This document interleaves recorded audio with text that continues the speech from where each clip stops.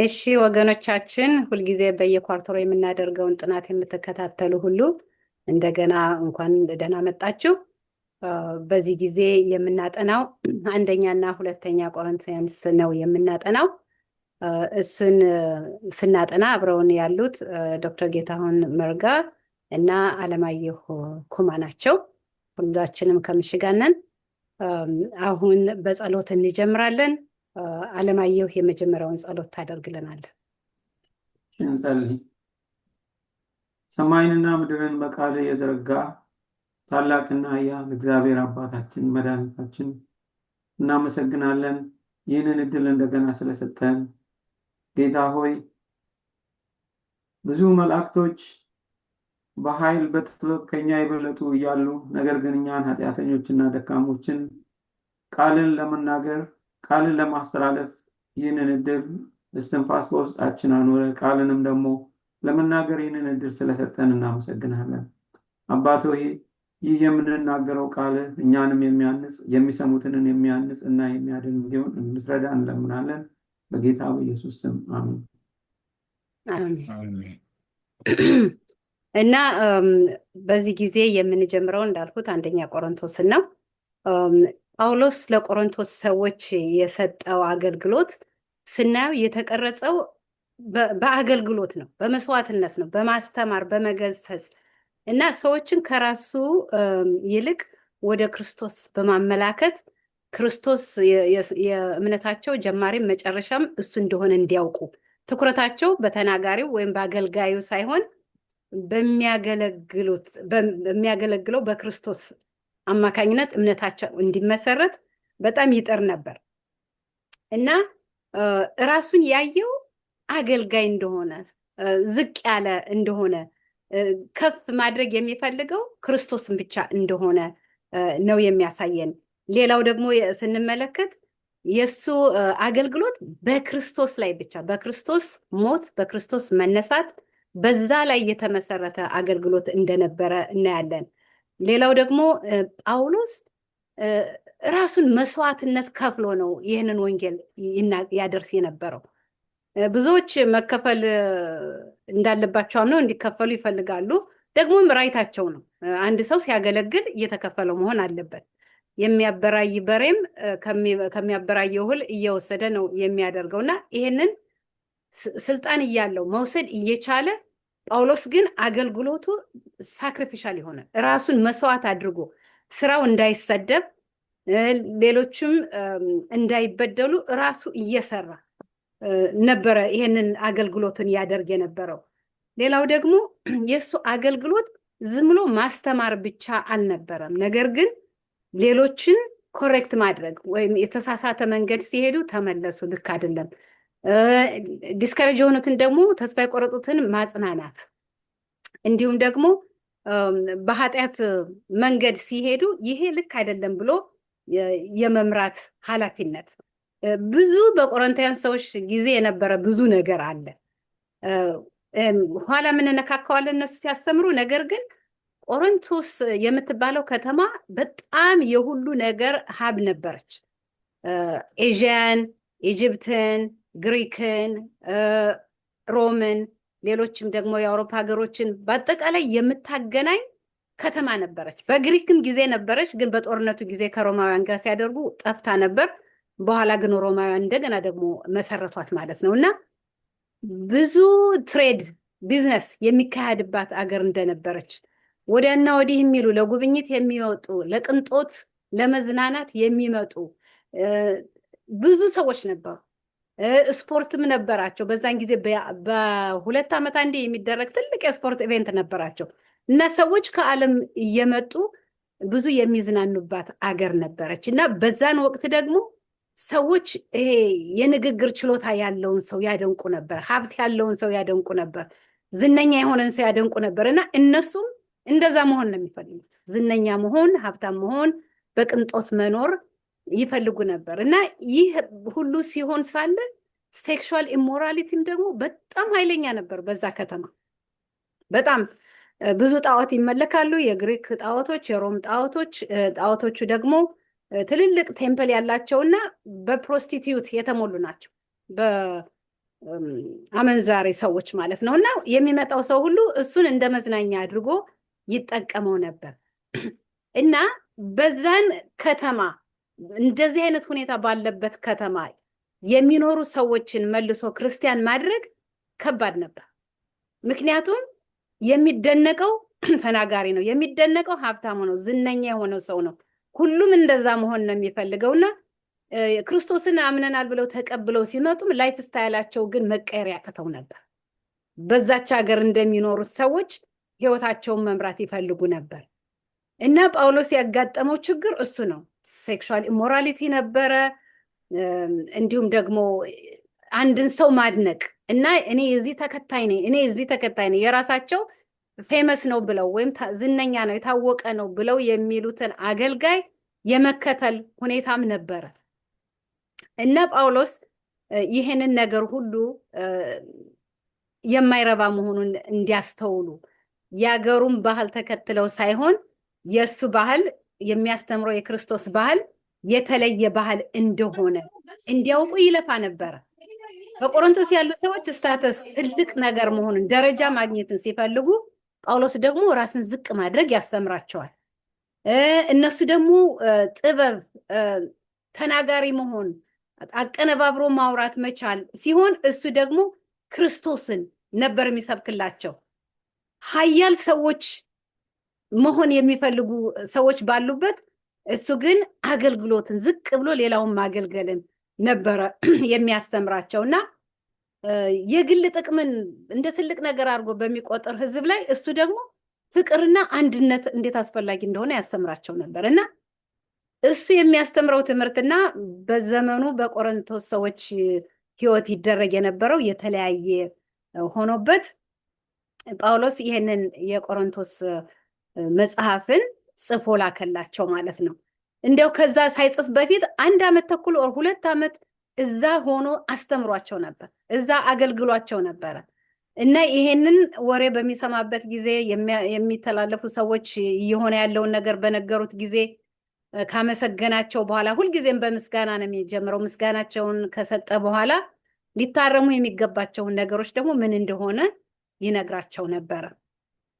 እና እሱ ራሱ ዝቅ ሆኖ አገልጋይ ሆኖ መስራትን ሲመርጥ ሳለ እነሱ ያላስተዋሉት ነገር በቃ እንደ ዝቅተኛ የቆጠሩት ይመስላል። እና እሱ በክርስቶስ በራሱ የተጠራ አገልጋይ መሆኑን ሐዋርያ መሆኑን ይነግራቸው ነበር። ነገር ግን ያን ራሱን ከፍ ለማድረግ ሳይሆን የተሰጠው ኃላፊነት ከእግዚአብሔር ከራሱ የመጣ መሆኑን ክርስቶስ ራሱ የመረጠው አናንያ ጋር ሂዶ ሲነጋገሩ ሳለ ክርስቶስ ከመጀመሪያም ጀምሮ የመረጠው እንደሆነ ለአሕዛቦች ወንጌልን ለማብሰር የተመረጠ ዕቃ እንደሆነ ነግሮታል። እና አይ ቲንክ ጳውሎስም ከክርስቶስ ጋር በሚነጋገርበት ጊዜ ይህንኑ ነግሮታል። የተመረጠ ዕቃ እንደሆነ ወንጌልን ለሌሎች ለአሕዛቦችም ለጂውሽ ለሆኑትም ሰዎች ይህንን ይናገር ዘንድ እግዚአብሔር የለየው መሆኑን እንዲያውቁ እንዲያስተውሉ ይህንን ይነግራቸው ነበር። እኔ ማን ነኝ?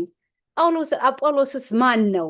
ጴጥሮስስ ማን ነው? እና የሰው ተከታዮች ሳትሆኑ የክርስቶስ ተከታዮች መሆን አለባችሁ እያለ ይነግራቸው ነበረ። እና እዚህ ላይ በጣም ግልጽ ሆኖ ለእኔ የታየኝ አገልግሎት ሲሰጠን ራሳችን ከፍ ልናደርግበት አገልጋዮቻችን ወይም የምናስተምራቸውን ሰው ዝቅ አድርገን ልናይበት ሳይሆን እኛ ሰርቫንት ሊደር ዝቅ ብለን ልናገለግላቸው ያሉትን ሰዎች ከልባችን ክርስቶስን ከፍ በማድረግ እነሱ ወደ ጌታ እንዲጠጉ ለማድረግ ኃላፊነታችን እንድንወጣ ራሳችንን ዝቅ አድርገን እንጂ የተሰጠንን ኃላፊነት ለራሳችን የግል ጥቅም ለማዋል ወይንም ራሳችንን ከፍ ለማድረግ የምንጠቀምበት እንዳይሆን ጳውሎስ ትልቅ ምሳሌያችን ነው።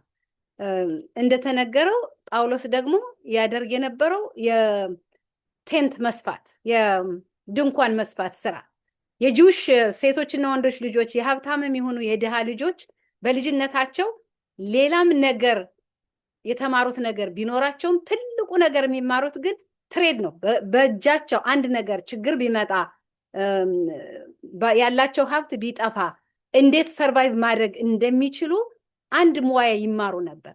እና ጳውሎስ በገማልያል እግር ስር ተቀምጦ ትልቅ ወንጌል የተማረ ሰው ሆኖ እያለ ነገር ግን ድንገት አንድ ነገር ከሆነ ሊሰራበትና ሊያገለግልበት የሚችል የድንኳን መስፋትን ስራ ተምሮ ነበረ እና ከአቂላና ፕሪስቅላ ጋር ሆኖ ከነሱ ጋር በመተባበር ያንን ለአገልግሎቱ የሚጠቀምበት አቬኖ አድርጎ ይዞት ነበር እና ዛሬ እኛም ከዚሁ ልንማረው የሚገባን እግዚአብሔርን ስናገለግል ራሳችንን እየደገፍን ሌሎችንም የምንደግፍበት ወንጌሉን የምናስፋፋበት ሚንስ እንዲሆን ነውና ይህንን ለመግቢያ ያክል ካልሁ በኋላ ሰኞውን ክፍል የሚያስተምረን አለማየሁ ነው እና ከአቴንስ ወደ ቆሮንቶስ ሰዎች እንዴት ሄዶ እንዳስተማረ የጳውሎስን ሁኔታ በአክትስ 17 ከ16 እስከ 34 ያለውን እሱ ያስተምረናል። እሺ ትርንጎ እግዚአብሔር ይስጥልን። እንግዲህ የዚህኛው ክፍል በጥያቄ ነው የሚጀምረው። ጥያቄው ምንድን ነው የሚለው ጳውሎስ የት ነበር እዛ ቆሮንቶስ ከመሄዱ በፊት የት ነበር ብሎ ይናገራል እና ከዛ በፊት እንግዲህ ወደ አገልግሎቱ በሚሄድበት ሰዓት እንደሰማነው ጳውሎስ ሙሉ ለሙሉ ራሱን አሳልፎ ሰጥቶ ይህንን የከበረውን ቃል የክርስቶስን መሞት የክርስቶስን መነሳት ይናገር ነበር በተለያዩ ስፍራዎች በተሰሎንቄም እንደገናም ደግሞ ወደ ቆሮንቶስ ከመሄዱ በፊት አቴንስ በሚባል በዛን ሰዓትም የግሪክ ዋና ከተማ የነበረበት ስፍራ ነው። እዛም ከመሄዱ በፊት ቤሪያ በሚባል ቦታ የእግዚአብሔርን ቃል በትክክል ለሰዎች በተናገረ ሰዓት ሰዎች አመኑ። እንደውም በዛ ስፍራ የነበሩ ሰዎች በጣም መጽሐፍ ቅዱስ በአድናቆት የተናገራቸው ሰዎች ናቸው። እንደውም በዛ ስፍራ ያሉ ሰዎች በተሰሎንቄ ከሚኖሩት ይልቅ ልበሰፊዎች ነበሩ ይላል መጽሐፍ ቅዱስ ላይ።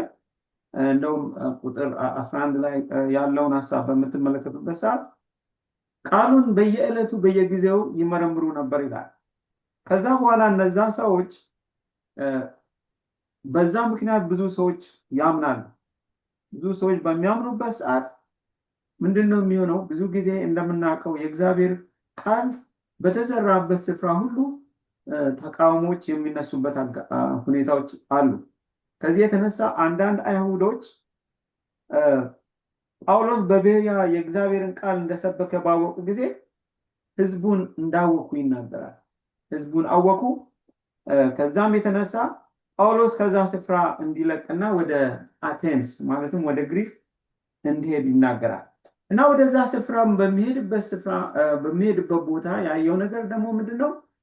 የጳውሎስን መንፈስ የጳውሎስን ልብ በጣም እንዳሳዘነ ይናገራል። ምክንያቱም ምንድነው ብለን በምንመለከትበት ሰዓት ያውና ዘላለማዊ ዓለማትን ሁሉ የፈጠረ እስትንፋስ የሰዎችን እስትንፋስ በእጁ የያዘውን አምላክ ማምለክ ትተው ሰዎች በተለያየ አይነት ሁኔታ የተቀረጸውን ነገር ያመልኩ ነበር። ጣዖታትን ያመልኩ ነበር። በዚህ የተነሳ ጳውሎስ በዛ ስፍራ ምን አደረገ? የተሰማውን የሚያምነውን ነገር ለህዝቡ እንደተናገረ እንመለከታለን። በዛ ስፍራ ወደ ቆሮንቶስ ከመሄዱ በፊት በአቴንስ ያደረገውን ሁኔታ ከሰዎች ጋር ያለውን ሁኔታ እንመለከታለን። የተናገረውን ሐሳብ እናያለን። ከ19 እስከ 20 በሐዋርያት ሥራ ምዕራፍ 17 ከ19 እስከ 20 ያለውን በምንመለከትበት ሰዓት እንደውም ሰዎች ምንድን ያሉት? ይህ የምትናገረው አዲስ ትምህርት ምን እንደሆነ አናውቅም አሉ። እንዲሁም ደግሞ በጆሮአችን እንግዳ ነገር ታሰማናለህ። እንግዲህ ይህ ነገር ምን እንደሆነ እናውቅ ዘንድ እንፈቅዳለን ብለው እንደተናገሩ እናያለን። ከዛ በኋላ በአቴንስ የሚኖሩ ሰዎች ያንን ቃል ከሱ እንደሰሙ እናያለን። እግዚአብሔር በጳውሎስ አማካይነት ዓለሙን እና በእርሱ ያለውን ሁሉ የፈጠረ አምላክ እሱን እንዲያውቁ ሲናገራቸው እንመለከታለን።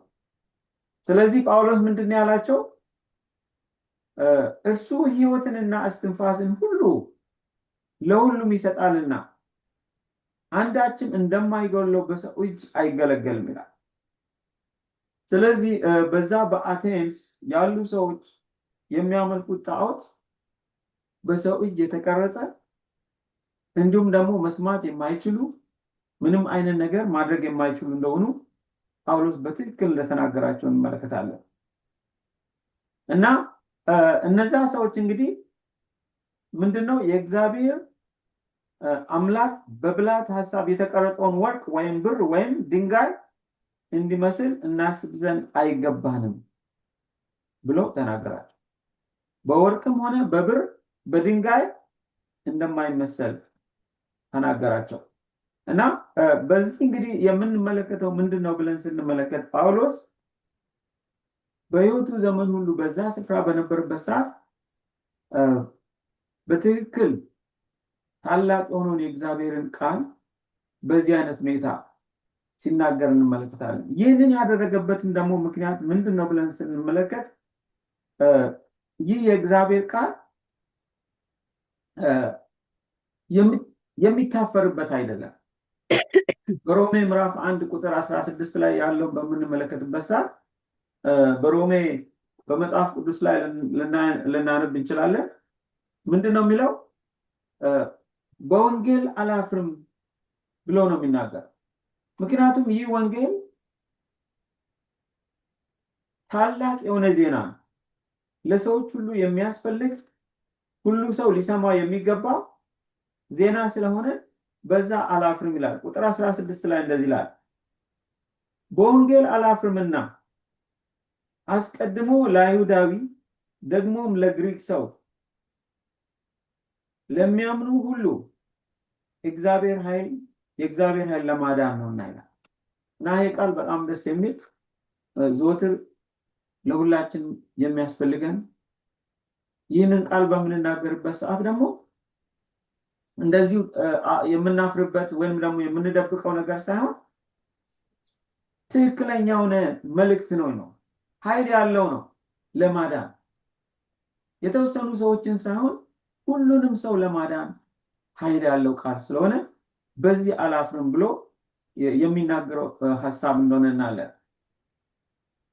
እና በአጠቃላይ እንግዲህ ጳውሎስ በዚህ ክፍል ላይ የምናገኘውን በምናይበት ሰዓት በዛ ቆሮንቶስ በቆየበት ሰዓት ቃሉን በድፍረት ሲያስተምር እንደነበረ በትክክል ለሰዎች ሲያካፍል እንደነበረ እንመለከታለን። እና በሐዋርያት ሥራ ምዕራፍ 18 ቁጥር 11 ላይ ምን ብሎ ይናገራል? በመካከላቸውም የእግዚአብሔርን ቃል እያስተማረ ዓመት ከ6 ወር በቆሮንቶስ ተቀመጠ ይላል። ስለዚህ በዛች ቦታ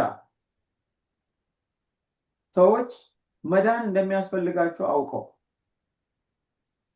በማያምኑበት ስፍራ 1 ዓመት ከግማሽ በዛ ስፍራ ተቀምጠው ሰዎችን ያስተምራቸው እንደነበረ እንመለከታለን። እና በአጠቃላይ እንግዲህ ስንመለከት ምን ያህል እሱ ለእግዚአብሔር ቃል ታማኝ እንደሆነ እንዲሁም ደግሞ ለሰዎች መዳን ቅንነት እንደነበረው ይህ ክፍል ይነግረናል።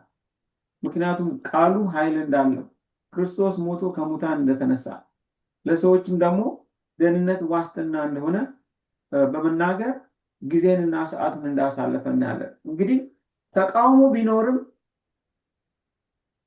በዛ ተቃውሞ ባለበት ስፍራ ውስጥ የእግዚአብሔር ቃል በተዘራበት ስፍራ ፍሬያማ የሆኑ ውጤቶችን እንዳገኘ ምንም እንኳን ተቃውሞ ቢኖር የሰሙት ደግሞ ቃሉን በአድናቆት ተቀብለው እንደመረመሩና እንደተቀበሉ እንመለከታለን። እና ከዚህ የምንማረው ትምህርት እንግዲህ ምንድነው ብለን ስንመለከት ከጳውሎስ የምንማረው ትልቁ ነገር ሰዎች ይቀበላሉ ወይም ደግሞ አይቀበሉኝም ብሎ ያመነታበት ስፍራ አልነበረም። ያገኘውን አጋጣሚ ሁሉ ይህንን ቃሉን ለሰዎች እንዲሰሙ ሰዎች በዛ ስፍራ እንዲሰሙ ጊዜውንና ሰዓቱን አሳልፎ ሙሉ ለሙሉ እንዳስተማራቸው እንመለከታለን ማለት ነው። እሺ አለማየሁ፣ እግዚአብሔር ባርክህ። እውነት ነው። ከምንማረው ትምህርት መጨረሻ ያለውን ገለጻ እያነበብኩ ነበርና ከአቴንስ ወደ ቆሮንቶስ ሰዎች ሲሄድ ጳውሎስ አቴንስ በጣም ፊሎሶፈርስ ነበሩ፣ አርጊመንት የሚወዱ ነበሩና አርጊመንታቸውን በአርጊመንት ሎጂካቸውን በሎጂክ ነበረ ሲመልስ የነበረው እና ስታይሉ እነሱ በፈለጉት እነሱ በሚያደርጉት መንገዱ አድርጎ ነበር እና ኤለን ዋይት ስትናገር በዛ ያደረገው ኤፈርቱ በጣም ብዙም ነፍስ አላመጣም። ጥሩ ነው፣ ይችላል፣ አርጊመንት ይችላል፣ መናገር ይችላል። ጳውሎስ ግን ብዙ ሰው ወደ ክርስቶስ አላመጣም እና ወደ ቆሮንቶስ በሄደ ጊዜ ግን ስታይሉን ቀየረ ትላለች እና እንደ ግሪክ ሰዎች በፊሎሶፊ ሳይሆን በእውነት ክርስቶስንና ክርስቶስን ብቻ ለመስበክ ቆረጠ።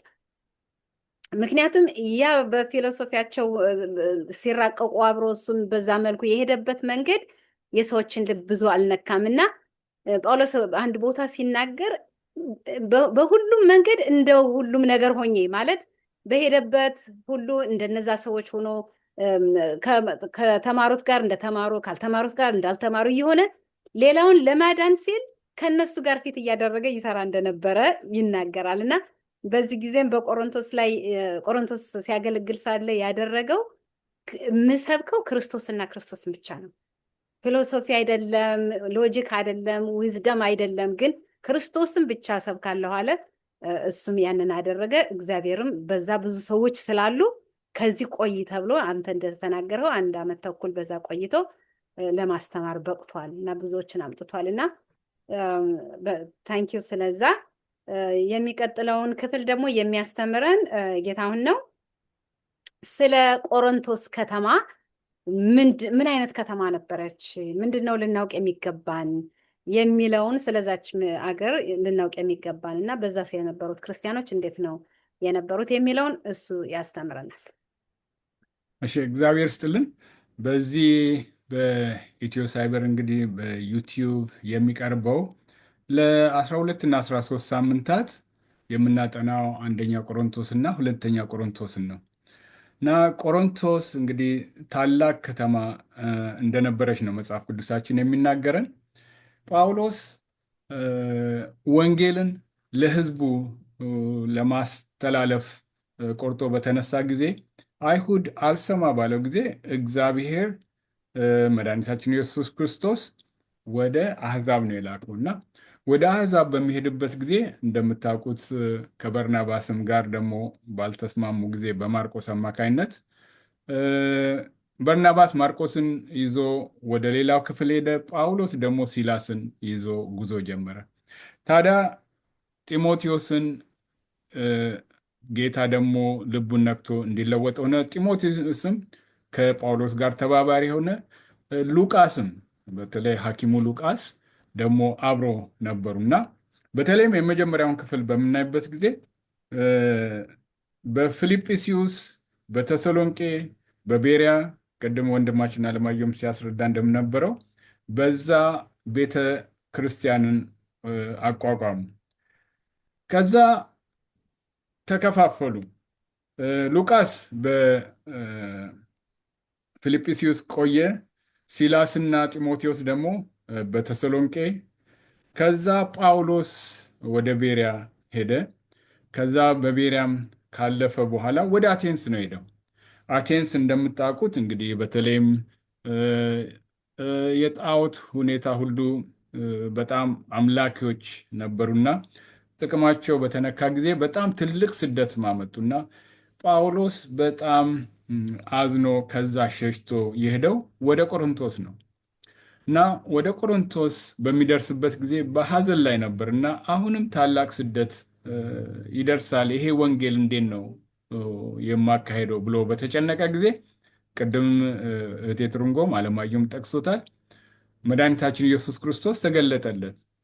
አይዞ በዚህ ቦታ ብዙ ነፍሳቶች አሉኝ ብሎ በደንብ ነው ጌታችን እንግዲህ የተናገረው። ይህንን የምናገኘው የሐዋርያት ሥራ 18 9 እና 10 ነው። ጌታም ሌሊት በራእይ ጳውሎስን እኔ ካንተ ጋር ነኝ፣ ማንም ክፉ ሊያደርስብህ የሚነሳብህ የለምና አትፍራ፣ ነገር ግን ተናገር፣ ዝምም አትበል፣ በዚህ ከተማ ብዙ ሕዝብ አሉኝና ባለው ጊዜ ይሄ ከተማ ይሄ ቆሮንቶስ ከተማ ምን ይመስል ነበር በምንልበት ጊዜ በጣም ያረጀ ከተማ ነው። ማለት የቆየ ከተማ ነው እና በተለይም በ146 ዓመተ ዓለም ሮም ከአቴንስ ወይም ደግሞ ከግሪክ ስልጣንን በወሰደች ጊዜ አፈራርሳት ነበረ። በኋላ ሮም ደግሞ ስትጠናከር በጣም አስፈላጊ ቦታና ለንግድም ሴንተር የሆነ ለንግድም አማካይ ቦታ በመሆኑ በ46 ዓመተ ዓለም ደግሞ እንደገና ተሰራች። አንዳንዱ 44 ይላል መጽሐፍ ቅዱስን ብዙ ኮሜንተሪ ሳይ 46 በ46 እሱ የአንድ አካባቢ ነው ማለት ነው። ከመቶ ዓመት በኋላ በደንብ ተቆረቆረች። ታዲያ ይሄ ታላቅ የንግድ ማዕከል ነበረ። የንግድ ማዕከል በሚሆንበት ጊዜ እንግዲህ ታላቅ ከተማ ሲሆን ከተማ በሚሆንበት ጊዜ የሕዝብ መሰባሰብ ይመጣል። ልክ በባቢሎን ጊዜ እንደምናውቀው ሕዝቡ አንድ ላይ ሆኖ በተባበረ ጊዜ እግዚአብሔር ቋንቋቸውን የለዋወጠው ለምንድን ነው? ሕዝብ አንድ ላይ በሚሆንበት ጊዜ ተንኮል የሚሰራው ክፍል በጣም ይበዛል። ጠላት ሰይጣንም በመካከላቸው ሆኖ ተንኮልን፣ ኃጢአትን ያሰራቸዋል ማለት ነው እና ቆሮንቶስም ከዚህ የተለየች አልነበረችም። ቅድም እህቴም ወንድሜም እንደገለጹት በተለይም የምትታወቀው እንግዲህ የተለያዩ ለንግድ በሚመጡበት ጊዜ ሰዎች ምን ያደርጋሉ? ያርፋሉ። ይሄ በሀገራችንም ሲደረግ አይተናል። ትልልቅ ከተማዎች በተለይም በቃ የጭነት መኪና የሚነዱ ምን የሚሉ ልክ እንደዛው ደግሞ ድሮ በካራቫን ነው ግመሎችም የተለያዩ ነገሮችም በፈረስም ሊሆን ይችላል። በሚያርፉበት ጊዜ እንግዲህ ከምስቶቻቸው ጋር አይጓዙም እና በዛ ላይ ደግሞ የአምልኮ ነበረ። በተለይ በቃ ወሲባዊ ግንኙነትን ይሄ አመንዝራነትን በጣም ከፍ ከፍ የሚያደርጉ ከአምልኮት ጋር የተጨመረ እንደውም በዛ በጣዖት አምልኮ ውስጥ ለዛ እንደውን እንዴት ነው መልካም እንደተደረገ ተደርጎ የሚቀርቡ ሁኔታዎች ሁሉ አሉ እና እቺም ከተማ እንግዲህ ቆሮንቶስ ከዛ የተለየች አልነበረችም።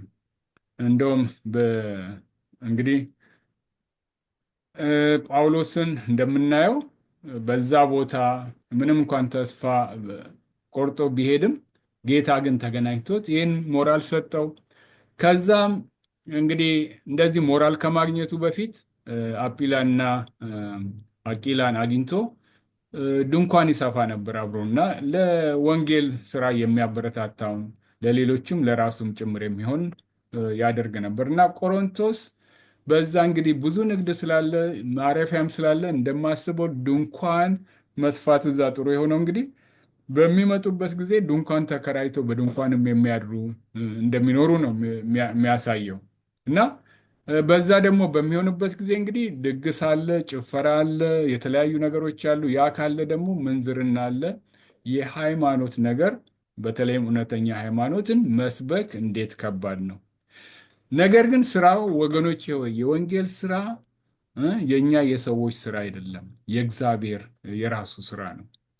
በተለይም በዚች ከተማ አንደኛ ቆሮንቶስ ምዕራፍ 5 ከ9-11 ላይ እስቲ እናንብብ። እንዲህ ይላል፣ ከሴሰኞች ጋር እንዳትተባበሩ በመልእክቴ ጻፍኩላችሁ። በጠቅላላው የዚህን ዓለም ሴሰኞችን ወይም ደግሞ ገንዘብን የሚመኙትን ነጣቂዎችን ወይም ደግሞ ጣዖትን የሚያመልኩ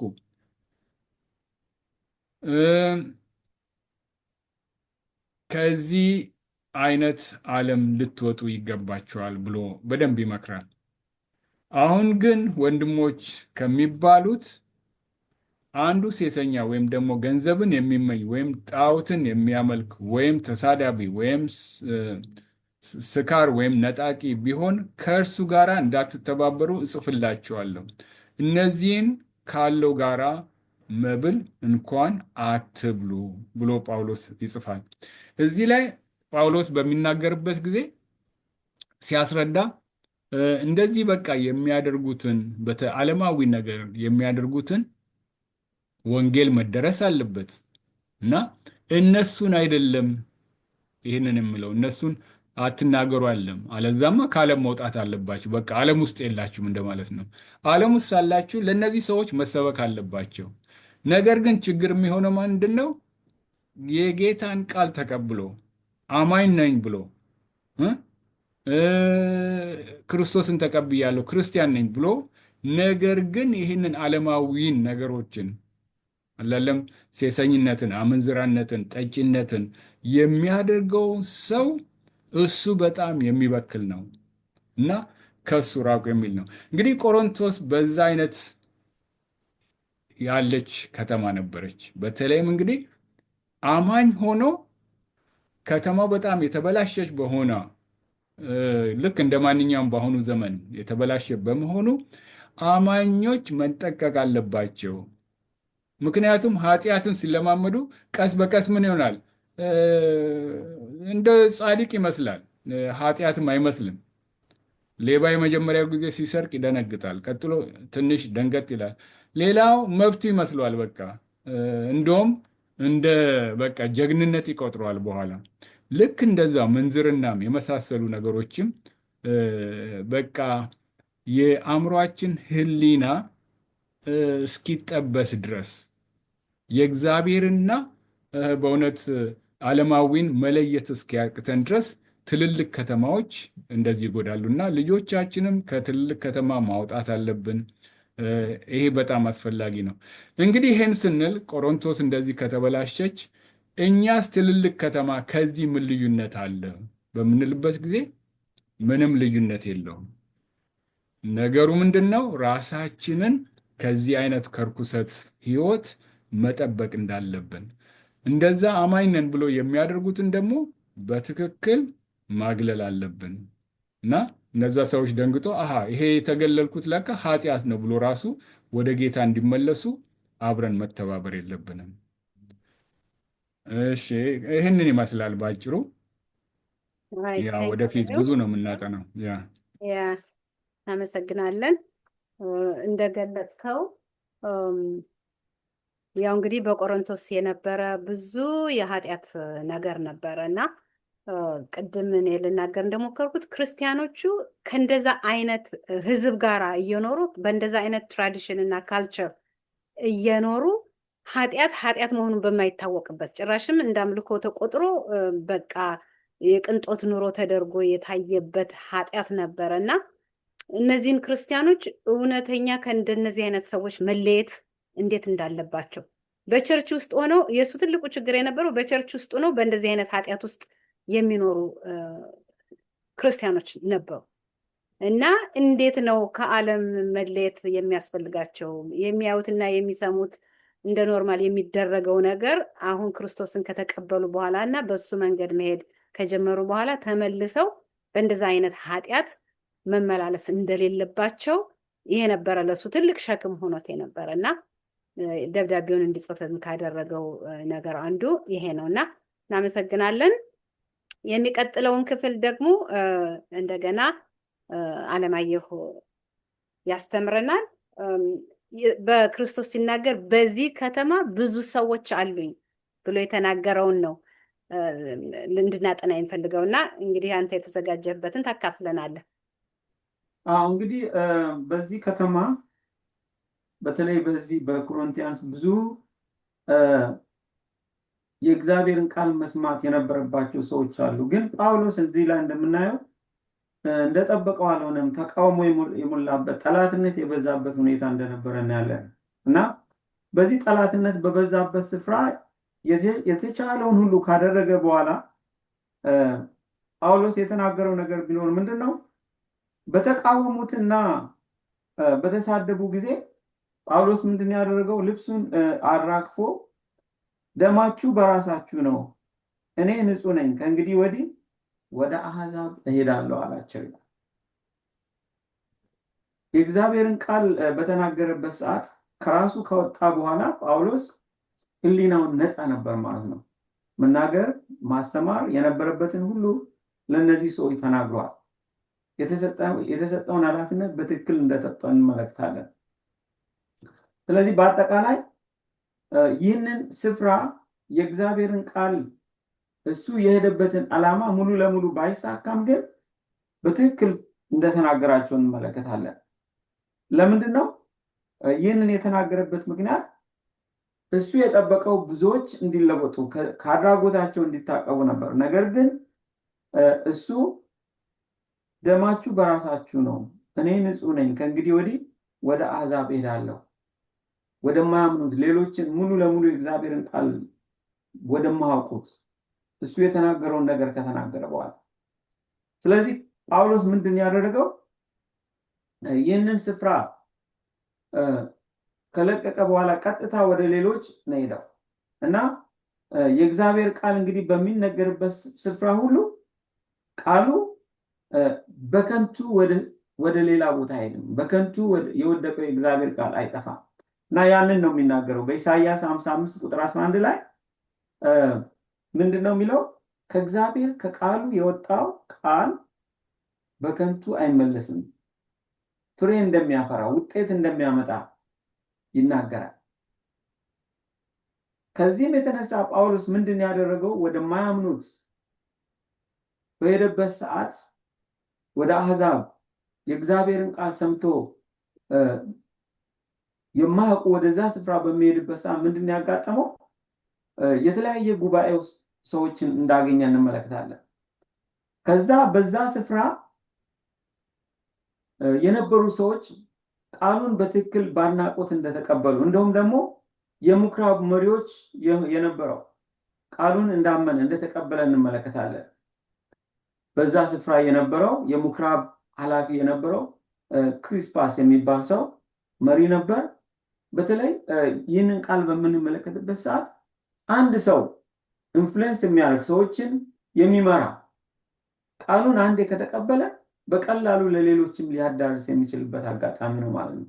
ለዚህ ነው እንግዲህ እግዚአብሔር እንደው ቀደም ወንድማችን ዶክተር ጌታው እንደጠቀሰው በሌሊት በህልሙ ተገልጾለት አትፍራ፣ በዚህ ስፍራ በዚህ ከተማ የሚያምኑ ብዙ ሰዎች አሉ ብሎ እንደተናገረው ልክ እንደተናገረው የዛ የምኩራቡ መሪ የሆነ ሰው ባመነበት ሰዓት በቤቱ ያሉ ሰዎች በሙሉ ናቸው ያመኑት። በሱ ምክንያት በዛ ምክንያት ማለት ነው ብዙ ሰዎች በዛ በቆሮንቶስ ውስጥ እንዳመኑና እንደተቀበሉ ሙሉ ለሙሉ ህይወታቸውን ለእግዚአብሔር አሳልፈው እንደሰጡ እንመለከታለን። ስለዚህ ከዚህ የምንረዳው እንግዲህ ምንድነው ብለን ስንመለከት በአንድ ስፍራ ተቃውሞ በሚነሳበት ሰዓት እግዚአብሔር ደግሞ በዛው ሌላ ነገርን ያዘጋጃል እና ቃሉን ባድናቆትና በፍላጎት የሚቀበሉትን እግዚአብሔር ያዘጋጃል። ይህ እንግዲህ የሚያበረታታና የሚያጽናና ድፍረት የሚሰጥ ቃል እንደሆነ እንመለከታለን እና ከዛ በኋላ ጳውሎስ ምንድነው በጉባኤዎቻቸው እየሄደ የእግዚአብሔርን ቃል ይሰብክ ነበር። እንዲሁም ደግሞ ሙሉ ለሙሉ እነሱን ምን ያደርጋቸው ነበር? ያበረታታቸው ነበር ማለት ነው እና ክርስቶስን እንዲቀበሉ የተገለጸለትን ክርስቶስ እንዲቀበሉ ሙሉ ለሙሉ ያስተምራቸው ነበር። ለዚህ ነው እንግዲህ የእግዚአብሔር ቃል ለሁላችንም ምንድነው የሚለው? አትፍሩ ይላል። አትፍራ፣ እኔ ካንተ ጋር ነኝ፣ እኔ ካንቺ ጋር ነኝ ብሎ ይናገራል እና ይሄ የሚያበረታታና የሚያጽናና ቃል ነው ማለት ነው። ምክንያቱም የቃሉ ባለቤት የሆነው እግዚአብሔር እኛ ለሱ ስንቆም እኛ የሱን ቃል ለመናገር በምንዘጋጅበት ሰዓት ብቻችንን አንሆንም እና ጥቂትም ብትሆን ደግሞ ያ የተዘራው የተነገረው ቃል ምናልባት በዛን ሰዓት ላይቀበሉት ይችላሉ ሰዎች። ነገር ግን ከተወሰነ ጊዜ በኋላ እኛ ባላሰብነው ጊዜ ውጤቱን እንመለከታለን፣ ውጤቱን እናያለን ማለት ነው። ጳውሎስም እያየ ያለው ይሄንን እና በዛ በቆየበት ስፍራ ምንም ብዙ ተቃዋሚዎች እንኳን ቢኖሩ እግዚአብሔር ደግሞ በተለየ መልኩ በሌላ አቅጣጫ በዛው ስፍራ እግዚአብሔር በረከትን ሲያዘጋጅ ውጤትን ሲያዘጋጅ እንመለከታለን ማለት ነው። ስለዚህ በዚህ አይነት ሁኔታ ነበር እንግዲህ ጳውሎስ ተቃውሞ በበዛበት ስፍራ ሁሉ እንዲሁም ደግሞ ውጤታማ የሆነ መልእክትን በማስተላለፍ ብዙ ውጤት እንዳገኘበት እንመለከታለን ማለት ነው እና ይህንን ነው የምንረዳው ከዚህ ክፍል። እሺ፣ እግዚአብሔር ይስጥልን አለማየሁ፣ በጣም ቆንጆ ነው። እንግዲህ አይሁዶች እንዳልከው በጣም ተቃወሙት፣ ገፉት። እግዚአብሔርንም ብላስፌም እንዳደረገ እንደተሳደበ አድርገው ስሙን በጣም ለማጥፋት ብዙ ጣሩ። ነገር ግን እግዚአብሔር ሊድኑ ያሉት ሰዎች ስለነበሩት የተዘራው ቃልም ባዶውን አልተመለሰም። ብዙዎችን ወደ እግዚአብሔር ቤት አመጣና ብዙ ጊዜ ለእግዚአብሔር ስንሰራ ጠላት አርፎ አይቀመጥም። በተለያየ መልኩ ስማችን እንዲጠፋ ወይ የምንናገረው ልክ እንዳልሆነ ወይም በስጋም በሽታም ይሁን ጥላቻም ይሁን ብዙ ነገር አምጥቶ እኛ ዲስከሬጅ ለማድረግ ብዙ ይጥራል። ግን የእግዚአብሔር መንፈስ በላዩ ላይ ስለነበረ ቃሉንም በድፍረት ስለተናገረ ያ ቃል ባዶውን አልተመለሰም። እግዚአብሔር ሊድኑ ያሉትን ሰዎች በዛን ጊዜ እንዲድኑ ረዳ ማለት ነው እና እግዚአብሔር ይስጥህ። አሁን ደግሞ የሚቀጥለውን ትምህርት የሚያስተምረን ጌታሁን ይሆናል። እሱ ደግሞ የጳውሎስ ደብዳቤ ለቆሮንቶስ ምን ይመስል ነበር፣ ለምንድን ነው የተጻፈው፣ የት ሆኖ ነው የጻፈው የሚባለውን ደግሞ አንተ ዘርዘር አድርገህ ታስተምረናለህ። እግዚአብሔር ይስጥልን። እንግዲህ ጳውሎስ እዛ ከቆየ በኋላ ለ18 ወራት የወንጌልን ስራው ለመቀጠል ደግሞ በተለያየ ቦታ ይሄድ ነበር። ታዲያ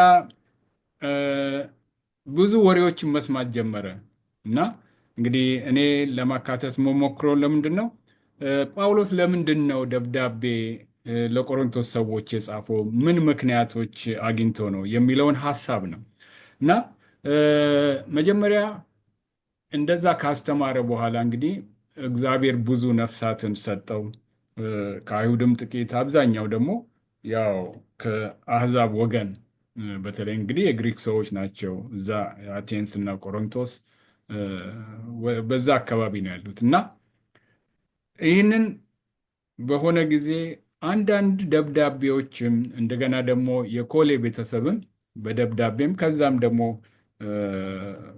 እንደተገናኙም ከጳውሎስ ጋር ይነገራል እና በጣም የሚያሳዝን ነገር ይነግሩታል።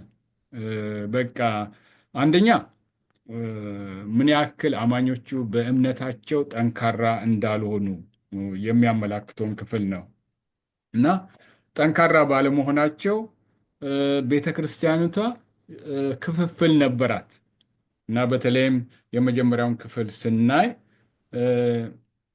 አንደኛ ቆሮንቶስ ምዕራፍ 3 ቁጥር 12 ላይ ይህንን እላለሁ ይላል ጳውሎስ፣ እያንዳንዳችሁ እኔ ጳውሎስ ነኝ፣ እኔስ የአጶሎስ ነኝ፣ እኔ ግን የኬፋ ነኝ፣ እኔስ የክርስቶስ ነኝ ትላላችሁ። ክርስቶስ ተከፋፍሏልን? ጳውሎስ ስለ እናንተ ተሰቀለን? ወይስ ጳውሎስ ስም ተጠመቃችሁን? ብሎ እንግዲህ ደግሞ መልስ ይሰጣችኋል እና አንዱ ዋናው እንግዲህ የሰማው ሁኔታ ቤተ ክርስቲያኒቷ እንደዛ የተከፋፈለች እንደሆነ እንግዲህ ከኛም እምነት ጋር በምናወዳድርበት ጊዜ በክርስትና ሕይወት ይሄ አሁንም የሚታይ ክፍሎች አሉ እና በተለይም በአሁኑ ሰዓት በሀገራችን በፖለቲካ ክፍፍል በመጣው በቋንቋ ፓርቲዎች አላለ በመመስረታቸው በቃ ይሄ ከዚህ ጎሳ ነው፣ ይሄን ቋንቋ ነው የሚናገረው፣ አብረን አናመልክም የሚሉ ሁኔታዎችን ታያላችሁ እና በቃ የኦሮሞ ቸርች፣ የትግሬ ቸርች፣ የአማራ ቸርች እያለ ከሄደ ኦሮሞ ወደ አማራው የመምጣት ቻንሱ ሎ ይሆናል። እንደዛ ለማለት ነው። እንግዲህ ይሄ ምንድን ነው በሚባልበት ጊዜ ይሄ ክርስቶስን አለማወቅ ነው። ልክ ጳውሎስ እንግዲህ የጳውሎስ ነኝ የጴጥሮስ ነኝ፣ እንግዲህ ኬፋ የሚለው ጴጥሮስ ነው እና እንደዛ እያሉ አፖሎስ ደግሞ ከግሪክ መጥቶ አፍሪካዊ ነው። በጣም ወንጌልን አብጠርጥሮ የጌታን ቃል ሳቅ ማለት ነው፣ መጽሐፍ ቅዱስን ብቻ በማጥናት ከዛ አጲላ እና አቂላ ወደ ጎን ወስደውት እነሱም ከጳውሎስም ከጌታም ያስተማራቸውን አስተማሩት።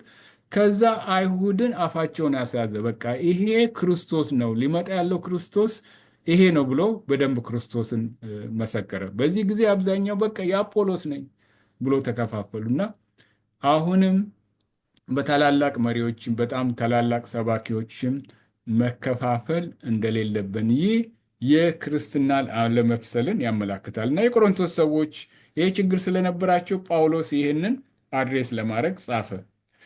ሌላው ደግሞ በምናይበት ጊዜ አንደኛ ቆሮንቶስ ምዕራፍ 6 ቁጥር አንድ ጀምሮ በምናይበት ጊዜ ላንብበ የመጀመሪያው ከእናንተ አንዱ ከባልንጀራው ጋር ሙግት ቢኖረው በቅዱሳን ፊት በመፋረድ ፋንታ በአመፀኞች ፊት ሊፋረድ ይደፍራልን? እንግዲህ ይሄ ምንድን ነው? ወደ ፍርድ ቤት ይጓተቱ ነበር እና እዚህ ላይ ጳውሎስ የሚለው እንዴ እናንተ መፍረድ አትችሉም ወይ? የእግዚአብሔር መንፈስ በእናንተ ላይ ካደረ በመንፈስ ቅዱስ ከተሞላችሁ ትክክልና ስህተቱን የምታውቁት ከዓለማውያን ፈራጆች ይልቅ እናንተ ናችሁ እና ይሄ በእናንተ አይሰማ እና በቤተ ክርስቲያን ውስጥ ያሉ የመረጣችኋቸው የሚያገለግሉ መሪዎች አሉ፣ ፓስተሮች አሉ፣ አስተማሪዎች አሉ። በእነሱ ልትፈረዱ ይገባል። እንደገና ደግሞ እኛ ትክክለኛ በእውነት የእግዚአብሔር ተከታይ ከሆንን መድኃኒታችን ኢየሱስ ክርስቶስ ምንድን ነው ያለው? የበደላችሁን ይቅር በሉ። ይልስ የበደለንን እንደ ካሳ ስጠኝ ብለን አላለ ከመሟገት ይልቅ ያን ሰው ይቅር ብለን እንደውም ያን ወደ ኃጢአት እንዳይሄድ ያንን ልንመልሰው የሚገባ እና ከቆሮንቶስም አንዱ ዋና ነገር የምንማረው ይሄ ነው። ወደ ክስ ወደ ዓለማውያን ክስ መሄዳችን በክርስቶስ አለመጠንከራችን ያሳያል። መንፈስ ቅዱስንም ያሳዝናል። ይቅር እየተባባልን በእውነት ቤተ ክርስቲያንን ልናነጽ፣ የደከሙትን ከፍ ከፍ ልናደርግና የሳቱትን ወደ ጌታ ልንመልስ የሚገባን ክፍል ነው። እዚሁ ምዕራፍ ላይ ቁጥር 19 ሄደን በምናይበት ጊዜ ከ18 ሳይድ ከዝሙት ሽሹ።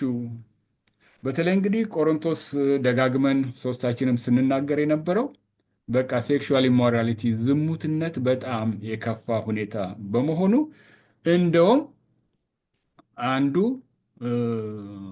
ከእንጀራ እናቱ ጋር እንደተኛ ሁሉ መጽሐፍ ቅዱስ ላይ እናያለን። እና ያን ያክል እንግዲህ አማኞች ሆነው ይህንን የሚያደርጉ ከሆነ በቃ በአሕዛብ ዘንድ እንኳን የማይሰማውን እናንተ ይህን ኃጢአት ታደርጋላችሁ እያለ ነው የሚናገረው። እና ይሄ እውነት ነው። ጠላት ሰይጣን ወገኖች ሆይ ልክ ሔዋንን አታለው እንዳሳታት እናንተንም እንዳታላችሁ ይላል ጳውሎስ በዚህ መጽሐፍ ውስጥ ሁሉ እና መልካም አስመስሎ ያቀርባል። ሔዋንን በቃ እንደው እንደ እግዚአብሔር እንደምትሆን ምናምን አድርጎ ያቀረበው ነገር ግን በእውነት እንደ ዮሴፍ ይህንን የዚህን አይነት በእውነት የማመንዘር ሁኔታ በሚመጣበት ጊዜ በእውነት በእግዚአብሔር ፊት ይህንን ኃጢአት እንዴት አደርጋለሁ ማለት አለብን። አለዛ አይ ምን ችግር አለ በቃ እግዚአብሔር ይቅር ይለናል ብሎ ወደዛ በድፍረት የሚሄዱ ብዙ ሰዎች የሚታለሉ ጠላት የሚያታልላቸዋልና ጳውሎስ ለእኔና ለእናንተ በእውነት በቆሮንቶስ ሲጽፍ ለእኔና ለእናንተም የጻፈው መድኃኒታችን ኢየሱስ ክርስቶስ የሚለው ለእናንተ የነገርኩት ለሌሎችም እንደሚለው ይሄ የተጻፈልን የእግዚአብሔር ቃል በመሆኑ በዚህ በመጨረሻ ዘመን በጣም ኃይለኛ ፈተና የሚመጣ ወገኖቼ ሆይ በምንዝርና ላይ ነው። ትዝ ይላችኋል የእስራኤል ልጆች ወደ ተስፋይቱ ምድር ሊገቡ ባሉ ጊዜ ባላቅ እንዲረግሙ ባደረገ ጊዜ በለዓም አንዱ እግዚአብሔር አትረግም ባለው ጊዜ በቃ ገንዘቡን ያገኘበት አንዱ ምንድን ነው? የጣዖት አምልኮ እንዲያመልኩና እንዲያመነዝሩ። ከዛ ጳውሎስም እንደሚነግረን በአንድ ቀን 23,000 በተለይም ጳውሎስ በመጨረሻ 24,000 ብሎ ያስቀምጠዋል። በዛ በብሉይ ኪዳን ግን 23 ይችላል እና እንግዲህ አጠቃላይ እንዲህ ሲደመር እንግዲህ ወደ 24 እንደደረሰ እናያለን። 24,000 ወደ ተስፋይቱ እኮ ምድር ሊገቡ ነው እና እኔና እናንተም በዚህ በመጨረሻ ጊዜ በዓለም ዙሪያ በምታዩበት ጊዜ ይሄን ወንድ ከወንድ ሴት ከሴት መገናኘቱ እንደ ኃጢአት እንዳልሆነ ይልቅስ እነሱም በፍቅር ልንይዝ ይገባል።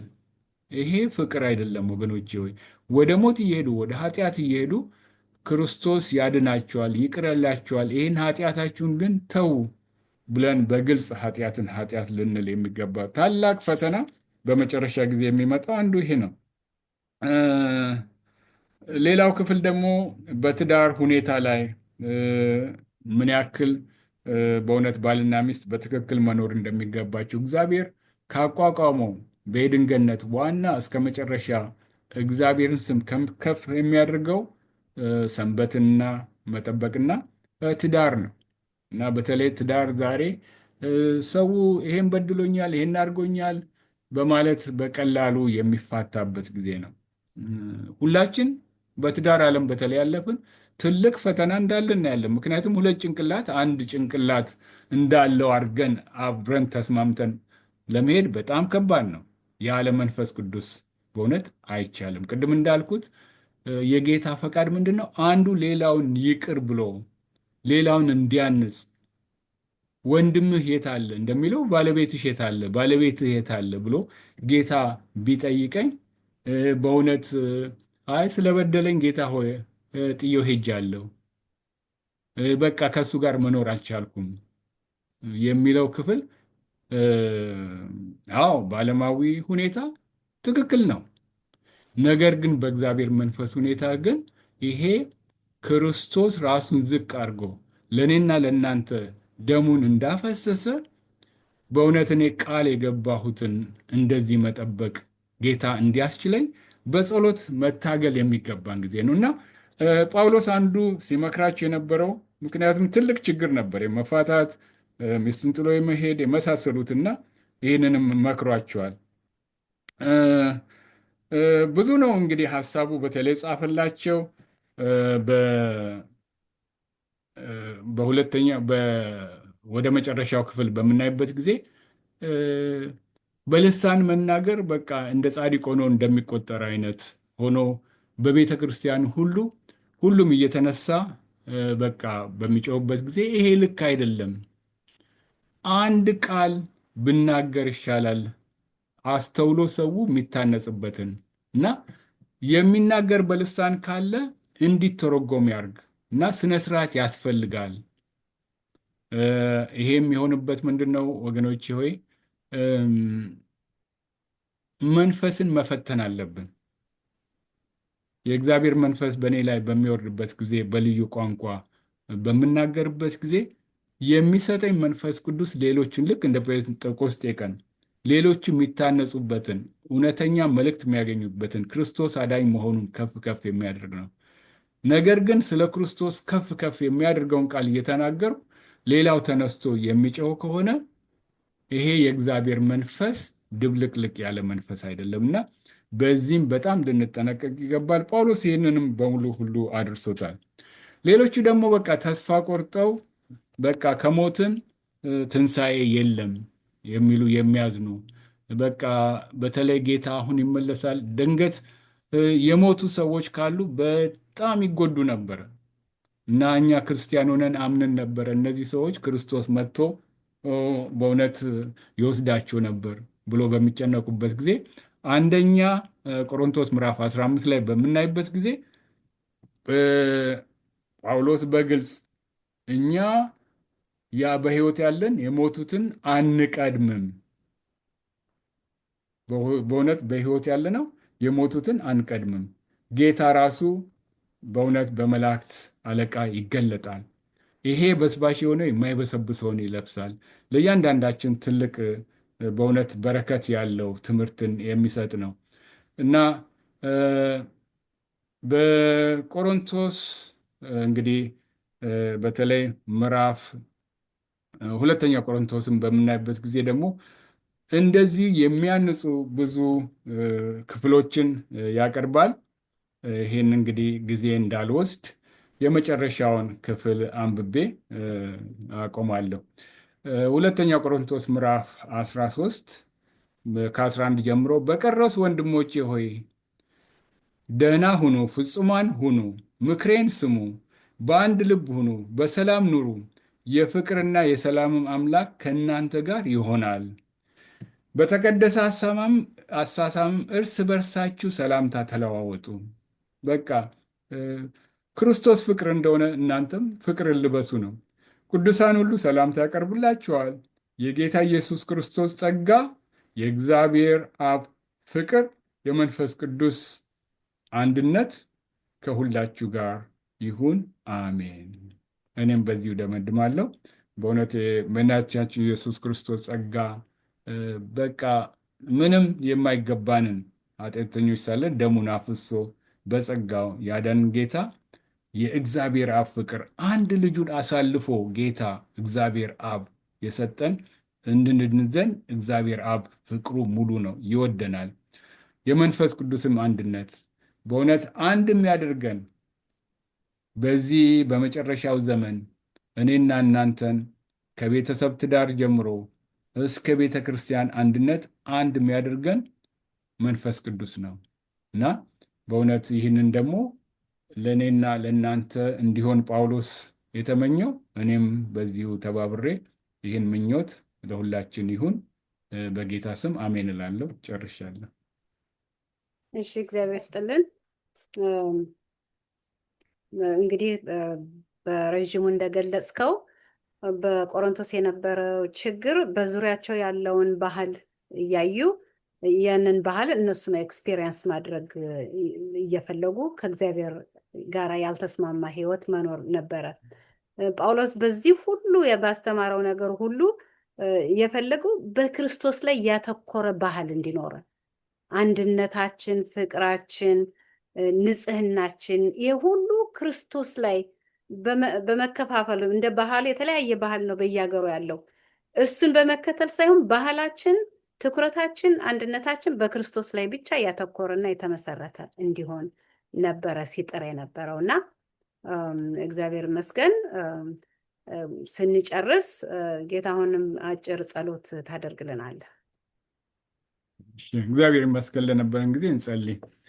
እግዚአብሔር አባታችን አምላካችን ሆይ እነሆ አይዟችሁ እሄዳለሁ፣ ቦታ ማዘጋጅላችኋለሁ። በሄድኩም ቦታ ባዘጋጀሁላችሁ ጊዜ እኔ ደግሞ ተመልሼ እመጣለሁ። ልባችሁ አይታወክ፣ በእግዚአብሔር እመኑ፣ በእኔም ደግሞ እመኑ እንዳልክ በእግዚአብሔር እንደምናምነው በአንተም እንደምናምን ጌታ አባት ሆይ መምጫ ቅርብ ነው። በተለይን የቆሮንቶስ መጽሐፍ በመጨረሻው ጊዜ ልናውቀው የሚገባንን የሚያሳስበን በመንፈስ ቅዱስ የተመራ መጽሐፍ ነው።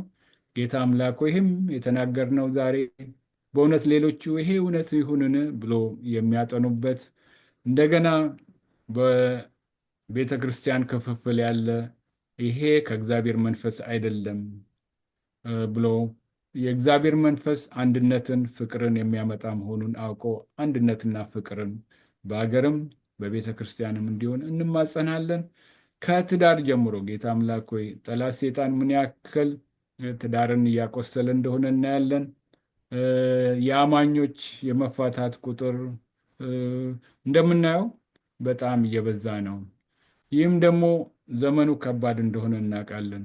ነገር ግን የሚያስችለው መንፈስ ቅዱስን እንድሰጠን እንግዲህ ይህንን የቆሮንቶስ በተለይ ምዕራፍ 13 ስለ ፍቅር በሚያወጣበት ጊዜ ያ ቀጥታ የክርስቶስ ጸባይን ነው የሚያስተምረው። ይህንን የክርስቶስን ጸባይ ያ በሱ የነበረው ሐሳብና ልብ በእውነት በእያንዳንዳችን እንዲሆን አባት ሆይ አንተ ጸጋ እንድታበዛልን ይህንን ቃልም ሰምተው ጌታ አምላክ ሆይ ብዙዎች እንዲድኑ እንዲታነጹ አንተ በመንፈስ ቅዱስ እያንዳንዳችን አስተምረን፣ እነዚህም ወገኖችንም አስተምራቸው። ስለነበረን ጊዜ ተመስገን እንላለን። እስከ መጨረሻ የሚጸና ይድናልና እስከ መጨረሻ ጌታ አምላክ ያጽናን። በጌታችን በኢየሱስ ክርስቶስ ስም ክበር፣ አሜን አሜን።